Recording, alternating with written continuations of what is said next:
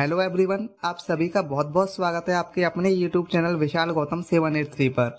आज है 11 दिसंबर 2022 और आज की इस वीडियो में मैं आपके लिए लेकर आया हूं 5 दिसंबर 2022 से लेकर आज 11 दिसंबर 2022 तक वीकली करंट अफेयर्स के कुछ इंपॉर्टेंट क्वेश्चंस।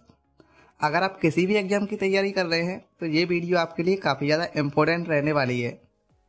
अगर आप चैनल पर पहली बार आए हैं तो चैनल को सब्सक्राइब कर लीजिए और बेल आइकन को ऑल पे प्रेस कर लीजिए ताकि जब भी मैं कोई नई वीडियो डालूं सबसे पहले आपके पास पहुंच जाए।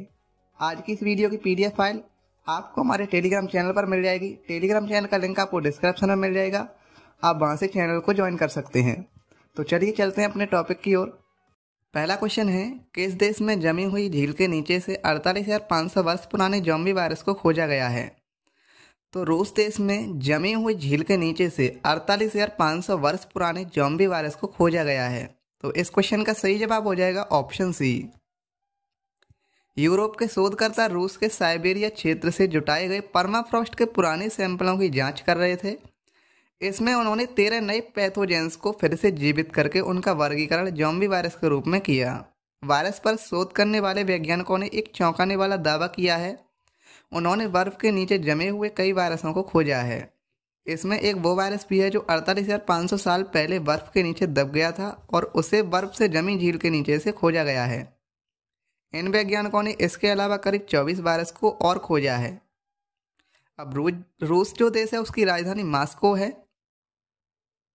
रूस की मुद्रा है रूसी रूबल और रूस के प्रधानमंत्री हैं मिखाइल मिशुस्टिन। नेक्स्ट क्वेश्चन है, किस राज्य की बराक घाटी में पहला सिलहट सिलचर महोत्सव आयोजित किया गया है? तो असम राज्य की बराक घाटी में पहला सिलहट सिलचर महोत्सव आयोजित किया गया है। तो इस क्वेश्चन का सही जवाब हो जाएगा ऑप्शन बी। भारत और बांग्लादेश के पड़ोसी क्षेत्रों के बीच घनिष्ठ सांस्कृतिक संबंधों का जश्न मनाने के लिए पहला सिलहट सिलचर महोत्सव असम की बराक घाटी में आयोजित किया गया है। बांग्लादेश के सहायक उच्चायुक्त राहुल अमीन ने असम में पीटीआई भाषा को बताया कि बांग्लादेश के विदेश मामलों के मंत्री AK अब्दुल मोमिन 2 दिवसीय कार्यक्रम में भाग लेने के लिए लगभग 75 सदस्यों के एक प्रतिनिधि मंडल का नेतृत्व करेंगे। अब असम जो राज्य है इसकी स्थापना 26 जनवरी 1950 को हुई थी और इसकी राजधानी दिसपुर है। असम के मुख्यमंत्री हैं हेमंत बिश्वा शर्मा और असम के राज्यपाल हैं जगदीश मुखी। नेक्स्ट क्वेश्चन है, किसे राष्ट्रीय सांख्यिकी आयोग के अध्यक्ष के रूप में नामित किया गया है? तो राष्ट्रीय सांख्यिकी आयोग के अध्यक्ष के रूप में राजीव लक्ष्मण करंदीकर को नामित किया गया है। तो इस क्वेश्चन का सही जवाब हो जाएगा ऑप्शन ए। भारत सरकार ने Rajeev Laxman Karandikar professor emeritus Chennai Mathematical Institute को 3 साल की अवधि के लिए भारत के राष्ट्रीय सांख्यिकी आयोग के अंशकालिक अध्यक्ष के रूप में नियुक्त किया था। वह CMI में प्रोफेसर एमेरिटस के रूप में जारी रहते हुए एक अतिरिक्त जिम्मेदारी के रूप में इस भूमिका को निभाएंगे। उन्होंने 2010 में विजिटिंग प्रोफेसर के रूप में CMI ज्वाइन किया और जनवरी 2011 से अप्रैल 2021 तक CMI के निदेशक के रूप में कार्य किया। नेक्स्ट क्वेश्चन है, किसे institute of cost accountant of India के अध्यक्ष के रूप में चुना गया है? तो विजेंद्र शर्मा को institute of cost accountant of India के अध्यक्ष के रूप में चुना गया है। तो इस क्वेश्चन का सही जवाब हो जाएगा ऑप्शन सी। विजेंद्र शर्मा को वर्ष 2022-23 के लिए भारतीय लागत लेखाकार संस्थान का अध्यक्ष चुना गया है, जबकि राकेश बल्ला इसके उपाध्यक्ष निर्वाचित किए गए हैं। नेक्स्ट क्वेश्चन है, किस राज्य या केंद्र शासित प्रदेश में पहली बार जनजातीय शीतकालीन महोत्सव आयोजित किया गया है? तो जम्मू कश्मीर में पहली बार जनजातीय शीतकालीन महोत्सव आयोजित किया गया है। तो इस क्वेश्चन का सही जवाब हो जाएगा ऑप्शन बी। एक आधिकारिक प्रवक्ता ने कहा कि जम्मू कश्मीर के बांदीपोरा जिले में अपनी तरह का पहला जनजातीय शीतकालीन महोत्सव आयोजित किया है। जम्मू कश्मीर जो केंद्र शासित प्रदेश है इसकी स्थापना 31 अक्टूबर 2019 को हुई थी। जम्मू कश्मीर की 2 राजधानियां हैं, गर्मियों के लिए श्रीनगर है और सर्दियों के लिए जम्मू तवी है। अब बात करते हैं जम्मू कश्मीर में मुख्यमंत्री कौन है। तो राष्ट्रपति शासन के कारण जम्मू कश्मीर के अभी कोई भी मुख्यमंत्री नहीं है, केवल वहाँ के उपराज्यपाल हैं और उपराज्यपाल हैं मनोज सिन्हा। नेक्स्ट क्वेश्चन है, अंतर्राष्ट्रीय स्वयंसेवक दिवस कब मनाया जाता है? तो 5 दिसंबर को अंतर्राष्ट्रीय स्वयंसेवक दिवस मनाया जाता है। तो इस क्वेश्चन का सही जवाब हो जाएगा ऑप्शन सी। प्रत्येक वर्ष संपूर्ण विश्व में 5 दिसंबर को अंतर्राष्ट्रीय स्वयंसेवक दिवस मनाया जाता है, जिसे अंतर्राष्ट्रीय वॉलंटियर दिवस, जिसे आर्थिक और सामाजिक विकास के अंतर्राष्ट्रीय स्वयंसेवक दिवस रूप में भी जाना जाता है।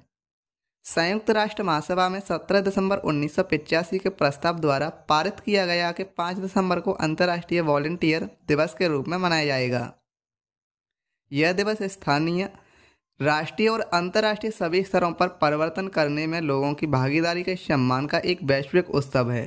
नेक्स्ट क्वेश्चन है, किस फिल्म निर्माता को न्यूयॉर्क फिल्म क्रिटिक्स सर्कल में RRR के लिए सर्वश्रेष्ठ निर्देशक का पुरस्कार जीता है?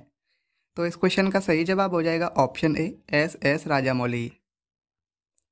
फिल्म निर्माता S.S. राजामौली ने न्यूयॉर्क फिल्म क्रिटिक्स सर्कल में RRR के लिए सर्वश्रेष्ठ निर्देशक का पुरस्कार जीता है। वहीं इस अवार्ड में कॉलिन फेरेल को अपनी 2 परफॉर्मेंस के लिए बेस्ट अभिनेता चुना गया है। न्यूयॉर्क फिल्म क्रिटिक्स सर्कल पुरस्कार की स्थापना साल 1935 में हुई थी। ये अमेरिका का सबसे पुराना क्रिटिक्स ग्रुप है, जिसमें अमेरिका के कई बड़े अखबार, मैगजीन और वेबसाइट शामिल हैं। नेक्स्ट क्वेश्चन है, राष्ट्रीय पिछड़ा वर्ग आयोग के अध्यक्ष के रूप में किसे नियुक्त किया गया है? तो राष्ट्रीय पिछड़ा वर्ग आयोग के अध्यक्ष के रूप में हंसराज गंगाराम अहीर को नियुक्त किया गया है। तो इस क्वेश्चन का सही जवाब हो जाएगा ऑप्शन सी। श्री हंसराज गंगाराम अहीर ने नई दिल्ली में राष्ट्रीय पिछड़ा वर्ग आयोग के अध्यक्ष का पदभार ग्रहण किया है। वह महाराष्ट्र राज्य के चंद्रपुर जिले के निवासी हैं और पेशे से एक किसान हैं। श्री हंसराज गंगाराम अहीर महाराष्ट्र के लोकसभा निर्वाचन क्षेत्र चंद्रपुर से 4 बार संसद सदस्य रह चुके हैं और वे महाराष्ट्र विधान परिषद के सदस्य भी रहे हैं। वह संसद की विभिन्न स्थायी समितियों के अध्यक्ष भी रह चुके हैं और कोयला और इस्पात पर संसदीय स्थायी समिति के अध्यक्ष के रूप में भी काम कर चुके हैं। नेक्स्ट क्वेश्चन है, भारत के प्रमुख connected lifestyle tech brand Noise ने किसे अपनी स्मार्ट वॉच के लिए अपना नया ब्रांड एम्बेसडर बनाया है? तो भारत के प्रमुख connected lifestyle tech brand Noise ने विराट कोहली को अपनी स्मार्ट वॉच के लिए अपना नया ब्रांड एम्बेसडर बनाया है। तो इस क्वेश्चन का सही जवाब हो जाएगा ऑप्शन ए। भारत के प्रमुख connected lifestyle tech brand Noise ने युवा आइकन विराट कोहली को अपनी स्मार्ट वॉच के लिए अपना नया ब्रांड एम्बेसडर बनाया है। नेक्स्ट क्वेश्चन है, किस उच्च न्यायालय ने मंदिरों के अंदर मोबाइल फोन के उपयोग पर प्रतिबंध लगा दिया है?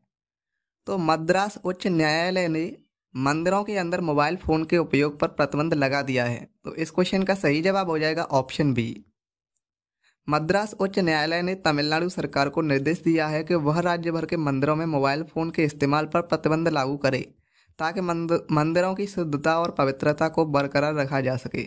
नेक्स्ट क्वेश्चन है, किस बैंक ने bankers bank of the year award 2022 जीता है? तो केनरा बैंक ने bankers bank of the year award 2022 जीता है। तो इस क्वेश्चन का सही जवाब हो जाएगा ऑप्शन सी। केनरा बैंक को लंदन में आयोजित ग्लोबल बैंकिंग समिट में भारत सेगमेंट के लिए bankers bank of the year 2022 award प्रदान किया गया है।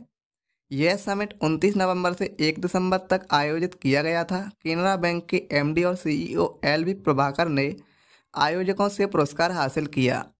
केनरा बैंक की स्थापना 1 जुलाई 1906 को हुई थी, जिसका मुख्यालय बेंगलुरु में है। केनरा बैंक के CEO हैं लिंगम वेंकट प्रभाकर। नेक्स्ट क्वेश्चन है, ग्लोबल एविएशन सेफ्टी रैंकिंग 2022 में भारत कौन से स्थान पर रहा है? तो इस क्वेश्चन का सही जवाब हो जाएगा ऑप्शन सी। भारतीय नागर विमानन संगठन एविएशन सेफ्टी रैंकिंग में भारत 48वें स्थान पर आ गया है। एविएशन सेफ्टी रैंकिंग में भारत की ये सर्वश्रेष्ठ रैंकिंग है। भारत को अभी तक की सर्वश्रेष्ठ रैंकिंग मिलने के बाद DGCA चीफ अरुण कुमार ने कहा कि अब इस रैंकिंग को बरकरार रखने और इसमें आगे सुधार करने की चुनौती है। उन्होंने एयर सेफ्टी इकोसिस्टम में और सुधार करने पर जोर दिया। भारत ने जारी इस रैंकिंग में 48वां स्थान हासिल किया है। इसके बारे में जानकारी नागरिक उड्डयन महानिदेशालय द्वारा दी गई है। नेक्स्ट क्वेश्चन है, एशिया जूनियर बैडमिंटन चैंपियनशिप 2022 में रजत पदक जीतने वाली पहली भारतीय कौन बन गई हैं? तो उन्नति Hooda Asia junior badminton championship 2022 में रजत पदक जीतने वाली पहली भारतीय बन गई हैं। तो इस क्वेश्चन का सही जवाब हो जाएगा ऑप्शन ए। शीर्ष वरीयता प्राप्त उन्नति हुड्डा को 4 दिसंबर 2022 को थाईलैंड के नॉर्थबुरी में आयोजित बैडमिंटन एशिया जूनियर चैंपियनशिप के अंडर 17 महिला एकल के फाइनल में थाईलैंड की सरुनरक विधि दर्शन से हारने के बाद रजत पदक से संतोष करना पड़ा। शीर्ष वरीयता प्राप्त उन्नति हुड्डा को हार का सामना करना पड़ा। उन्नति हुड्डा ने एशिया जूनियर चैंपियनशिप में 17 महिला एकल फाइनल में प्रवेश करने वाली पहली भारतीय बनकर इतिहास रचा। नेक्स्ट क्वेश्चन है, किस राज्य में लोंगेवाला युद्ध की 51वीं वर्षगांठ के अवसर पर पराक्रम दिवस मनाया गया है? तो राजस्थान राज्य में लोंगेवाला युद्ध की 51वीं वर्षगांठ के अवसर पर पराक्रम दिवस मनाया गया है। तो इस क्वेश्चन का सही जवाब हो जाएगा ऑप्शन बी। 1971 के युद्ध के दौरान लोंगेवाला युद्ध में भारत की जीत की 51वीं वर्षगांठ को चिन्हित करने के लिए 5 दिसंबर को राजस्थान के जैसलमेर सैन्य स्टेशन और लोंगेवाला युद्ध स्मारक में पराक्रम दिवस मनाया गया है। राजस्थान राज्य की स्थापना 30 मार्च 1949 को हुई थी, जिसकी राजधानी जयपुर है। राजस्थान के मुख्यमंत्री हैं अशोक गहलोत और राज्यपाल हैं कलराज मिश्र। नेक्स्ट क्वेश्चन है, अंतर्राष्ट्रीय नागरिक उड्डयन दिवस कब मनाया जाता है? तो अंतर्राष्ट्रीय नागरिक उड्डयन दिवस 7 दिसंबर को मनाया जाता है। तो इस क्वेश्चन का सही जवाब हो जाएगा ऑप्शन बी।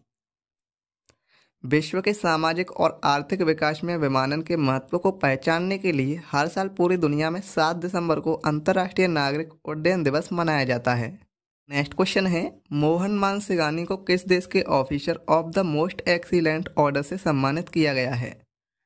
तो मोहन मानसिंगानी को ब्रिटेन देश के officer of the most excellent order से सम्मानित किया गया है। तो इस क्वेश्चन का सही जवाब हो जाएगा ऑप्शन ए। भारतीय मूल के व्यवसायी और सामाजिक कार्यकर्ता मोहन मानसिंगानी को लंदन के बकिंघम पैलेस में अलंकरण समारोह में ब्रिटेन के officer of the most excellent order से सम्मानित किया गया है। ये सम्मान स्वास्थ्य क्षेत्र में उनकी उत्कृष्ट सेवाओं के लिए प्रदान किया गया है। श्री मानसिंगानी को वित्त बाजार में विशेष अनुभव के लिए और एक रचनात्मक वित्त निदेशक के रूप में जाना जाता है। उन्होंने कैजुअल डाइनिंग ग्रुप की स्थापना में प्रमुख भूमिका निभाई है।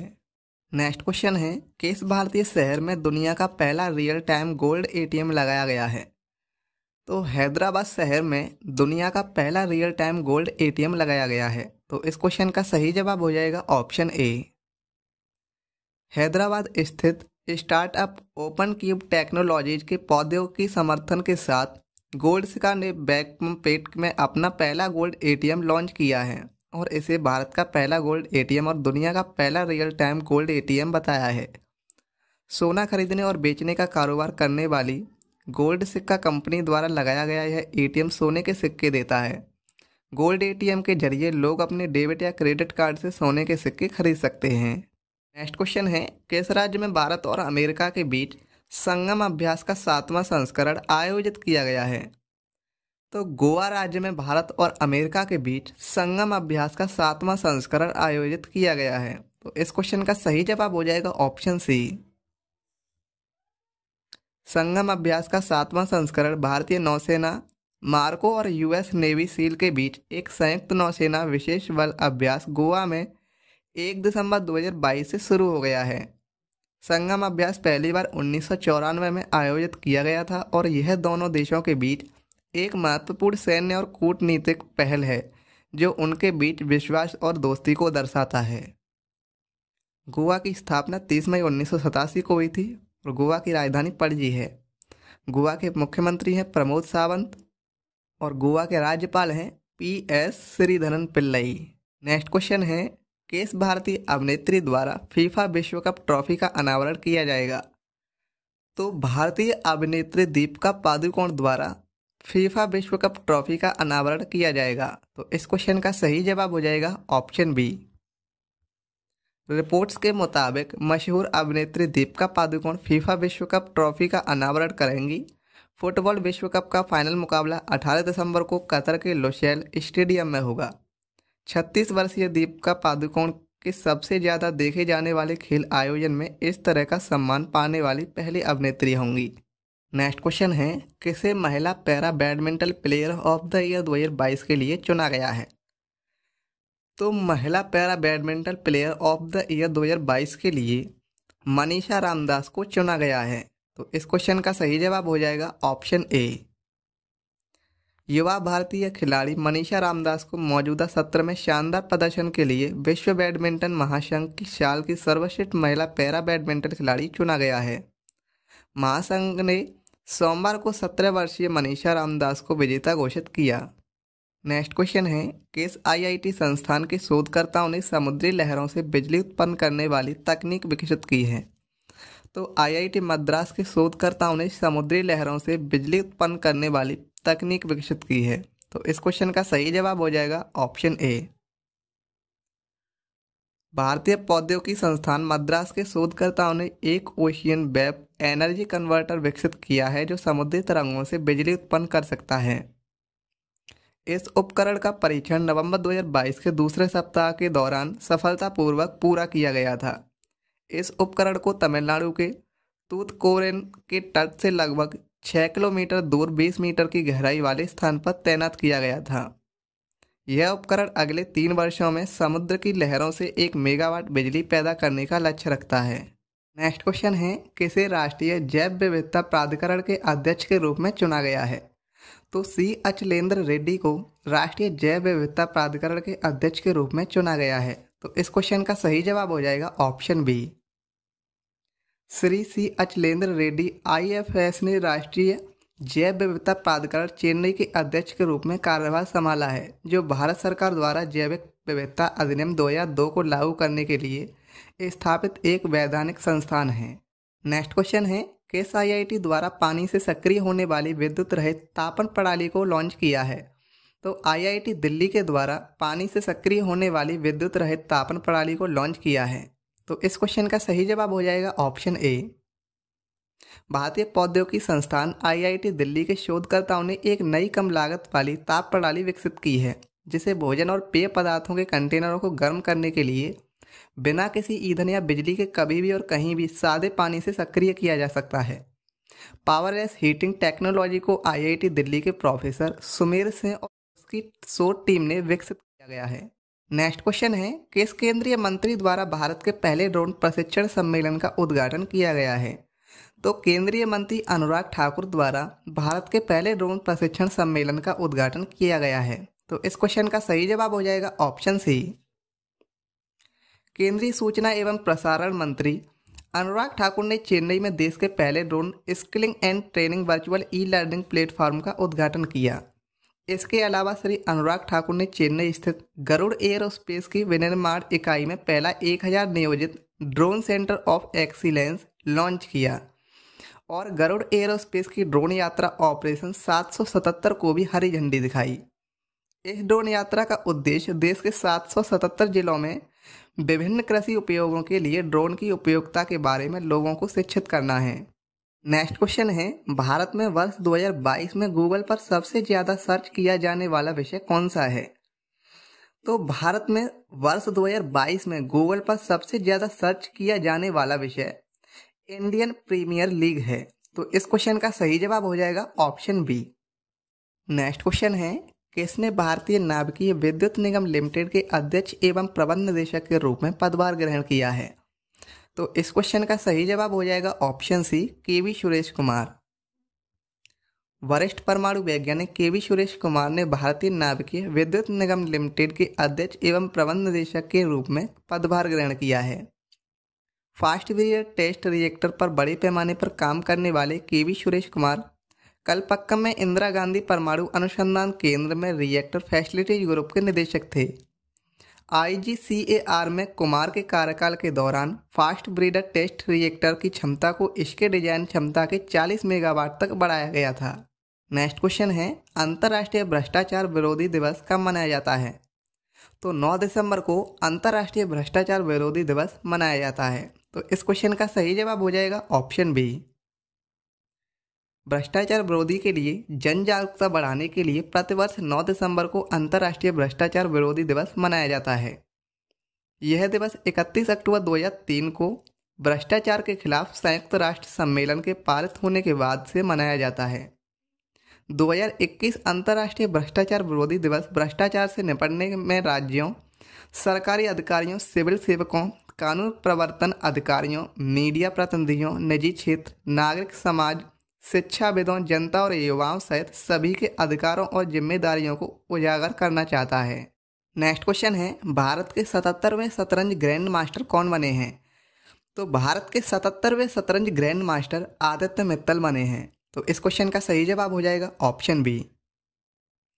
आदित्य मित्तल स्पेन में चल रहे एक टूर्नामेंट के दौरान भारत के 77वें शतरंज ग्रैंड मास्टर बने हैं। मुंबई के 16 वर्षीय खिलाड़ी ने ग्रैंड मास्टर बनने के लिए जरूरी 3 मानदंड पहले ही हासिल कर लिए थे और स्पेन में चल रहे एलो ब्रिगेड ओपन टूर्नामेंट के छठे दौर के दौरान उन्होंने 2500 ELO अंक का आंकड़ा पार कर लिया। उन्होंने स्पेन के शीर्ष खिलाड़ी फ्रांसिस्को वेलेजा पॉन्स के खिलाफ मुकाबला ड्रॉ खेलकर यह उपलब्धि हासिल की। नेक्स्ट क्वेश्चन है, मानव अधिकार दिवस कब मनाया जाता है? तो 10 दिसंबर को मानव अधिकार दिवस मनाया जाता है। तो इस क्वेश्चन का सही जवाब हो जाएगा ऑप्शन बी। हर साल 10 दिसंबर को दुनिया भर में मानव अधिकार दिवस के रूप में मनाया जाता है। 1948 में संयुक्त राष्ट्र महासभा द्वारा अपनाई गई मानव अधिकारों की सार्वभौमिक घोषणा में निहित अधिकारों और स्वतंत्रता के प्रति सम्मान को बढ़ावा देने, जागरूकता पैदा करने और राजनीतिक इच्छा शक्ति जुटाने के लिए यह दिवस मनाया जाता है। नेक्स्ट क्वेश्चन है, किस देश में एंटी माइक्रोबियल प्रतिरोध पर तीसरा वैश्विक उच्च स्तरीय सम्मेलन आयोजित किया गया है? तो ओमान देश में एंटी माइक्रोबियल प्रतिरोध पर तीसरा वैश्विक उच्च स्तरीय सम्मेलन आयोजित किया गया है। तो इस क्वेश्चन का सही जवाब हो जाएगा ऑप्शन ए।